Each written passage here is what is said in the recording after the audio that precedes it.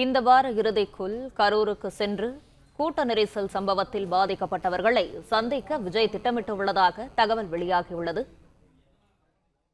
இதுகுறித்தான முழு விவரங்களோடு இணைந்திருக்கிறார் செய்தியாளர் கதிரவன். விவரங்களை பகிரலாம்.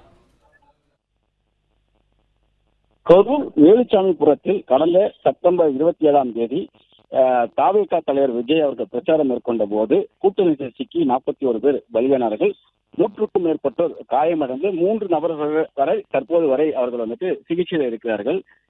தாவேகா தலைவர் விஜய் அவர்கள் இந்த வார இறுதிக்குள் இவர்களை நேரடியாக சென்று சந்திக்க இருப்பதாக தாவேகா தரப்புல தகவலானது தெரிவிக்கப்பட்டிருக்கிறது.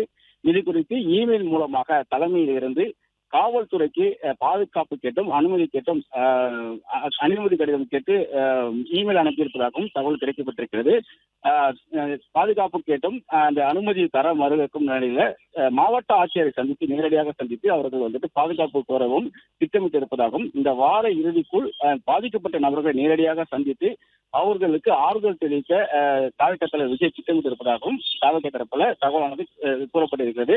அது மட்டும் இல்லாமல் நேற்று அந்த பாதிக்கப்பட்ட நபர்களை நேரடியாக வீடியோ கால் மூலமாக, அதாவது பாதிக்கப்பட்ட நபர்களுடைய வீடுகளுக்கு மாவட்டத்தில் இருக்கக்கூடிய அந்த கட்சி நிர்வாகிகள் சென்ற போது அவர்களுடைய வீடியோ காலில் விஜய் அவர்கள் பேசி அவர்களுக்கு ஆறுதல் கூறியதாகவும் விரைவில் உங்களை சந்திப்பேன் என்று அவர் கூறிய நிலையில இந்த வார இறுதிக்குள் விஜய் அவர்கள் நேரடியாக சென்று அவர்கள் சந்திக்க திட்டமிட்டு அவர்களுக்கு உரிய நிவாரணங்களை ஏற்கனவே அவர் 20 லட்சம் ரூபாய் உயிரிழந்தவர்களுக்கு நிவாரணமாகும், அதே போல மற்ற காயமடைந்தவருக்கு 2 லட்சம் ரூபாய் என்று அவர் அறிவித்திருந்தார். அந்த நிவாரணத் தொகையை விஜய் கையால் கொடுப்பதற்கும் திட்டமிட்டு இருப்பதாகவும் தகவல் கூறப்படுகிறது. இந்த வாரம்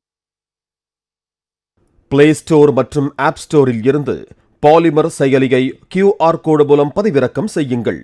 செய்திகளை உடனுக்குடன் பெறுங்கள்.